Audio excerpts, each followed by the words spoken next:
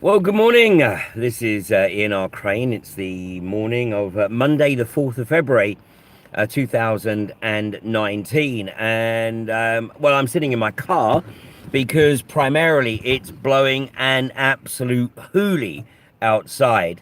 And although the rain's eased off for a moment, it's pretty wild. So anyway, this morning I'm going to stay in the relative comfort of my vehicle. Well, the title of this morning's broadcast is The Orwellian UK News Industry, and basically the mass distraction that the British media is now blatantly participating in. And, anyone who is reliant upon their information from the UK establishment media is effectively living in a land of out and out delusion. Now, that said, the reality is that the distribution of hard copy newsprint is falling like a stone. And although that is attributed to people now getting their information online, and there's no question, there's a big part of that. But the reality is that people are turning away from the lamestream newsprint and also the BBC because basically they know it is even more outrageous than Pravda was back in the days of the latter days in particular, of the Soviet Empire. Sad thing is that there is still a significant number of people in the UK who think that everything they read in the daily newspapers is still the gospel truth, but they are rapidly becoming a minority. I wouldn't say a minority, but a number that is not going to necessarily have any impact one way or the other. So let's just have a look at some of the stuff that's in just one newspaper today, and I'm going to pick on the Daily Mail, otherwise known as the Daily Fail, of course. But, the beauty is that the circulation of both the Sun and the Mail are falling at such a phenomenal rate that the combined readership of the Sun and the Mail today is less than the print run of the Sun at the time that David Cameron came into office in 2010. So just had to have a look at some of the articles here, and I'm not sure that we've cured the issue of back to front images, but anyway, let's see. So the headline is dementia patients to be tracked by smart meters. So, a few years ago, when we first started talking about the surveillance capabilities of smart meters, then this was ridiculed as just a rampant conspiracy theory. But let me just read a little bit about this, because what's happening is, of course, once again, dementia and the rampant rise in dementia is being used as a justification for increasing surveillance capabilities. So here's the couple of paragraphs. The NHS is to use energy smart meters to monitor dementia patients in their homes. The devices will track patients' daily routines, such as when they boil the kettle, cook dinner, or turn the washing machine on. They will flag up any sudden change in behaviour which could indicate an illness, a fall, or a decline in their mental state. Now, don't think for one moment that this surveillance capability will be limited to dementia patients. Basically, this surveillance capability is available on everyone who has a smart meter in their house. And elsewhere in the article, it does say ministers have promised to install the devices in every home by 2020. No, ministers have succumbed to the bribery and the other incentives put forward by the energy companies and by those who are pushing this agenda to get them into every home. And, this is why I've made the observation that anyone in the anti-fracking community that is taking money from ecotricity, you really need to revisit your moral compass, because ecotricity are pushing the smart meter agenda. So it's not good enough to say, well, we're not really campaigning against smart meters, we're campaigning against fracking, and Ecotricity are very generous in their support against fracking. Yes, maybe, but at the same time, then you're going to turn a blind eye to the fact that they're pushing this surveillance agenda, and of course it goes way beyond that, because the negative health impacts of these devices is now widely reported and commented on, not on the Daily Fail, but of course in the on social media and in the alternative media. So it does go on to say, privacy campaigners warn that the meters will hand suppliers a honeypot of data which can be sold onto marketing firms or fall into the hands of hackers, or of course be fed directly to anyone that basically wants to monitor changes in behavior.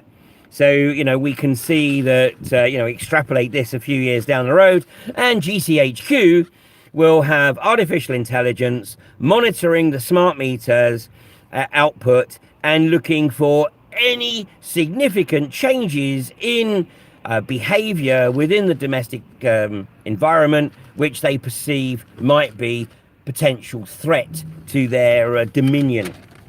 So, that's the headline. And, once again, of course, I encourage people to do their own research, because, smart meters are not what they are cracked up to be. And there's now some, 7-8 years of experience of smart meters. And, if you have a smart meter, then my counsel is, 1, to do your own research, and 2, do whatever needs to be done to get rid of the thing from your house. So then we move to page 4 of the Daily Fail. And here we go. There we have the headline at the bottom there, which is Britain set to back Venezuela's opposition leader as president. So can you imagine the outcry if it was reported that Russia and China were planning to recognize Jeremy Corbyn as the legitimate leader of the UK? Of course, there would be absolute outrage. But the fact that this is now the US and UK leading this soft regime change in Venezuela, that's completely acceptable, apparently. Well, as I made the observation last week, this is an agenda. John Bolton, the US Secretary of State for Defense, who was put on this earth, in his mind, to initiate global conflict. He's been trying for 25 years to initiate global conflict. He was the chairman of the Project for a New American Century back in the late 90s, and he chaired the commission that put together the report called Rebuilding America's Defenses, which actually called for a 9/11 type event to create the opportunity to get the American people behind an aggressive US foreign policy to establish global hegemony, to effectively become, in the words of Zbigniew Brzezinski, the only superpower on the planet. Well, that's obviously not working out quite as they intended, although, of course, they have managed to effectively subjugate pretty much every country that they intended to subjugate, with the exception of Syria. But, they've nailed Iraq, they've nailed Libya. Of course, they went after Syria, and, there's other countries in their sights still. And Venezuela is now very much top of that pile. But this is the first sort of non-Arab country, although the US, of course, has a horrendous history of involvement in the politics of Central and South America. And now the US administration is effectively seeking to get control of Venezuelans' oil reserves, the most significant reserves on the planet, estimated at being in excess of 300 billion barrels. That's about 10% more than the reserves estimated in Saudi Arabia. So, of course, the US wants to perpetuate the hydrocarbon-driven economy for a very, very simple reason, and that is their economy is absolutely dependent upon it, because it's dependent upon the hydrocarbon economy being based around the petrodollar. And that's something that I've discussed many times elsewhere. But, if people don't understand the relationship between the need for the US to maintain the hydrocarbon-driven economy and the establishment of the petrodollar in 1973, then, obviously they're missing a very, very significant part of the jigsaw. So now, the problems that are being caused in Venezuela, and in fact, there was a UN report published last August, which stated that many of the social issues in Venezuela, many of the problems in Venezuela were as a direct result of sanctions, and particularly the prevention of essential medicines and other food products being allowed to be exported to Venezuela. So nothing, of course, is as it seems. And the US bangs on about the free market economy. Well, there's nothing free about the US global economic model. Basically it works on the principle that it should be free access for American companies, but restricted access for everyone else. And of course, America presents itself as the land of the free, but again, that's a massive illusion. The country that has the most significant percentage of its population incarcerated at any one time, and has the audacity to refer to itself as the land of the free. It's only free if you actually subjugate your own intellectual, emotional, and spiritual capacity to the will of the globalist empire. Any alternative thought process, of course, is regarded as being a threat. So let's move on, because it's actually a wealth of information today. And when I say information, I should, of course, say misinformation. So we move on. And when I find the right pages, the article here, caution, smart motorways are really a dumb idea. Well, as we know, anything with the term smart in it basically ain't smart for you or me. It's smart for those who want to literally control and monitor everything that every citizen is doing. So we already have, of course, a number plate recognition. Many cars have trackers in already. And, basically it's not going to be too long now before the as more and more electric vehicles come onto the road, then basically there will be a direct taxation per mile traveled. And as I've discussed on numerous occasions, that of course is applied today, but it's paid at the pump when you fill up. So at the moment, I can calculate precisely how much tax I'm paying. I'm effectively paying 9p in taxation for every mile I travel, and that's based on my fuel consumption. But in the future, because people won't be buying fuel at the pumps, then that taxation will be direct debit. And woe betide you if you haven't got enough money in your account to keep your car rolling, because the technology will be applied where your car will literally just cut out. So here we have, this one's on page 23. Britain's richest man blasts Queen of Punk over fracking. And of course, this is Jim Ratcliffe, who has the audacity to claim that Vivienne Westwood lives in a nice London bubble. Well, that may be true. But the bottom line is that, of course, this is the rantings of a globalist. The rantings of an industrialist who has proven that he really doesn't give a flying frack about the impact of any of his businesses on the wider community. The only thing he's interested in is increasing his personal wealth, which is not insignificant. He's estimated to be the wealthiest man in Britain, except he's not in Britain anymore. Of course, he's emigrated to Monaco, and call it a hunch, but that may well be because of the more relaxed tax regime.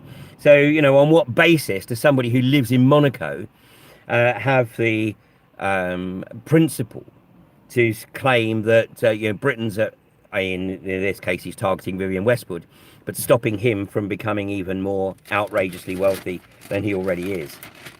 Now, There is another article, and I might have skipped over it in here today, about the phenomenal increase in suicides amongst, well, there's two articles about suicides, one amongst service personnel and one on teens. And page 28, 29 is a double page spread on the phenomenal increase in teen suicides. And of course, it's being blamed on social media. Now, while social media may well very much be contributing to it, another factor is the massive exposure to EMF, to electromagnetic frequencies, and the use of excessive use of mobile technology. And it's well established that this technology has a much greater impact on the developing brain than it does on the adult brain. And the adult brain isn't immune, and there's certainly a famous case in Italy where a man who was using his mobile phone every waking hour of the day, and he developed a brain tumor. And basically it was stated that he'd missed the warning on the box that said don't hold this right up to your head, and in fact you should keep it at least 2 inches away. Now, the other article that I was just trying to find here, but I seem to have skipped, is an article about the phenomenal increase in suicide amongst ex-service personnel.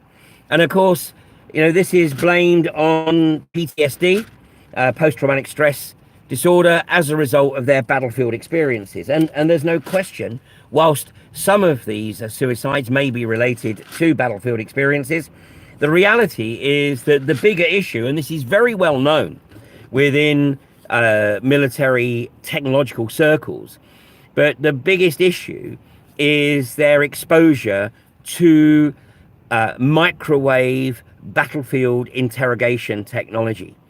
And indeed, I'm told that people who are assigned to the listening stations, such as places in Cyprus, are limited on their tours, because it's well known that if they do an extended tour, then the increase of them suffering from depression and ultimately potentially suicide is increased very, very significantly. So this is a technology that is causing massive problems amongst ex-military personnel, because obviously the symptoms start to manifest at a later date, perhaps at the end of their tour of duty. But this technology is now being rolled out as 5G. And, the reality is that it's not just the 5G, it's also the smart meter technology. And of course, Mark Steele will be back in court in the Northeast this coming Friday. Now, we're not actually 100% sure about which court it's going to be, the case is going to be heard in, but this is his appeal against his criminal conviction, where he was charged with using threatening behavior against two local councillors who, in Mark's opinion, were basically stalking him and had rocked up at near his home with a deliberate intention of baiting him, because Gateshead Council in particular are desperate to shut him down, because he's, without any shadow of doubt, the most vociferous campaigner in terms of trying to raise awareness about the dangers associated with not just 5G, but LED street lighting. And of course, smart meters are very, very much associated with this technology. And the reality is that the more of this technology is around, then the more our younger generation in particular are likely to suffer. And call it a hunch, but I think that there are very senior individuals within the technology industry who know this, which is why they are starting to state that they are limiting the amount of usage of their own children on phones and tablets, because they know it's a problem.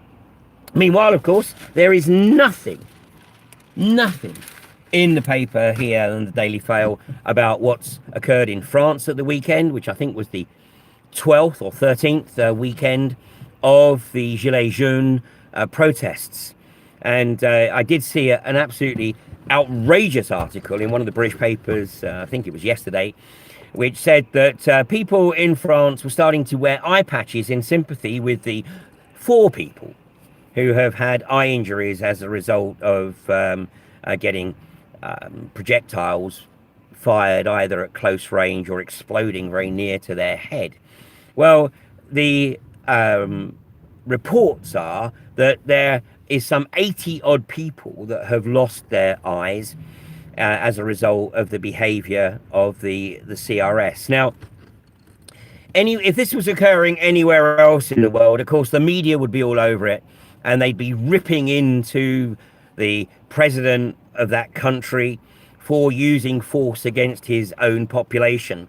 And, Macron is as guilty of this as any leader that has been accused of the same by the West over the last sort of 20 odd years or so.